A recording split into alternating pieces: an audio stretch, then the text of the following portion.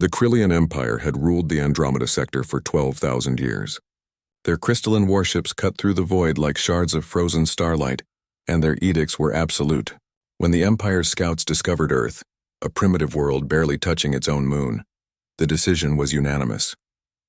Humanity would be classified as Class 7 laborers, expendable, replaceable, and perfectly suited for the mining operations in the outer reaches. Lisa Martinez stood in the observation deck of the freighter Prosperity, her hands pressed against the cold viewport as alien vessels descended through Earth's atmosphere like falling stars. She was a xenobiologist, one of the few humans who had studied the fragments of alien transmissions that had reached Earth over the past decade. She knew what was coming before the holographic proclamation materialized in every major city across the globe. By decree of the Krillian Empire, your species has been evaluated and designated for labor conscription. Resistance is futile. Compliance is mandatory. The words echoed in 73 languages simultaneously. Within hours, Krillian harvest ships began collecting humans by the thousands. Men, women, children, loading them into cargo holds like livestock. The world governments attempted negotiation, then defense. Earth's missiles and fighters were vaporized before they cleared the atmosphere. The Empire's technology was simply too advanced. James Rucker watched from a bunker in Colorado Springs as his unit was obliterated by a single beam of violet energy. He was a captain in the United States Space Force, trained for theoretical extraterrestrial conflict. But theory and reality were brutally different. His radio crackled with desperate voices from command centers worldwide, each going silent one by one. "Fall back to the Cheyenne facility," he ordered the survivors. "This isn't over," but it seemed like it was. Within 3 weeks, over 40 million humans had been taken. The Krillians established processing centers on every continent, their towering obsidian structures humming with technologies humanity couldn't begin to comprehend. Lisa found herself in one such facility in Mexico City, sorted and cataloged like inventory.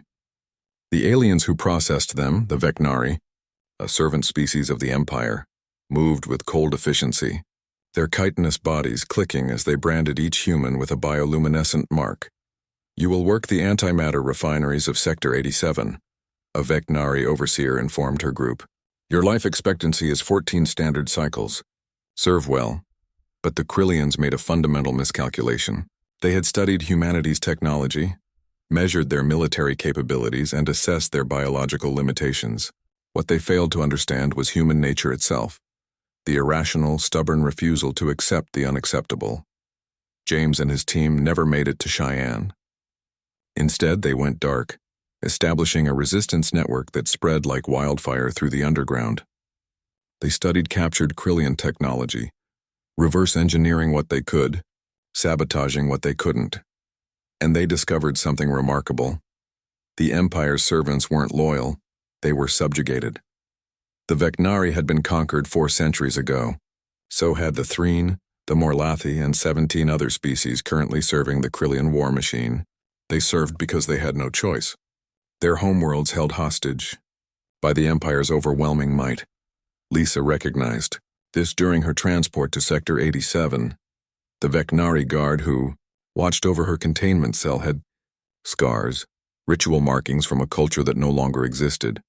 She began talking to him during the long journey through hyperspace, learning fragments of his language, sharing pieces of human history. His name was Krekthor, and he listened with what she interpreted as hungry curiosity. "Your people were warriors once," Lisa said softly one night cycle. "What happened?" "We resisted," Krekthor clicked, his translator struggling with the emotion in his voice. "The Empire erased our moon. 3 billion Vecnari lived there. After that, we complied." "I'm sorry," Lisa whispered. Then carefully, "But you remember what freedom felt like." Meanwhile, James and his resistance had broken into a Krillian database node.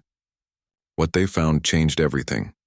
Coordinates to every subjugated world in the Empire, communication frequencies, and most crucially, the location of the Empire's central command nexus, a massive station called the Eternal Throne, positioned in neutral space between galaxies.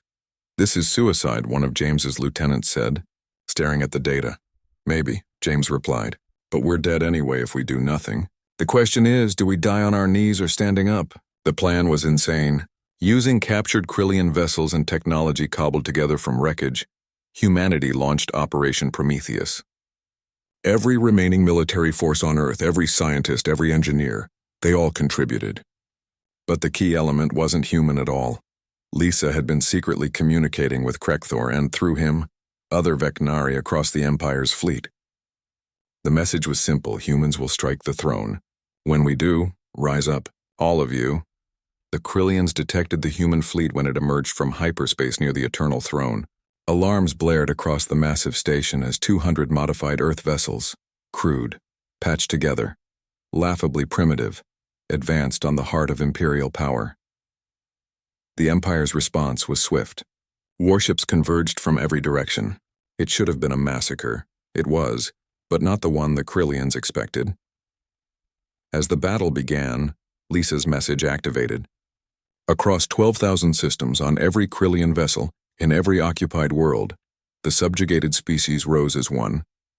The Vecnari turned their weapons on their masters. The Threen sabotaged power systems. The Morlathi opened prison camps and armed the captives. The Krillian Empire, which had stood for 12 millennia, had never faced internal rebellion on this scale. Their forces were stretched across the galaxy, and suddenly they were fighting everywhere at once. James piloted the lead ship, the Defiance, directly toward the throne's command spire. Krillian defense systems shredded his escort vessels, but the humans kept coming, filling the gaps with suicidal determination. They had reverse-engineered Krillian antimatter warheads, and every ship was carrying one. For Earth, James roared as the Defiance crashed through the throne's shields, its hull screaming with stress. For humanity, the explosion was visible from 3 star systems away. The Eternal Throne, seat of the Krillian Empire's power, became an expanding sphere of white-hot plasma.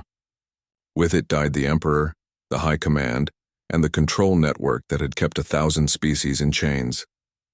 Lisa watched from a liberated transport as the shockwave rippled through hyperspace. Krekthor stood beside her, his carapace trembling.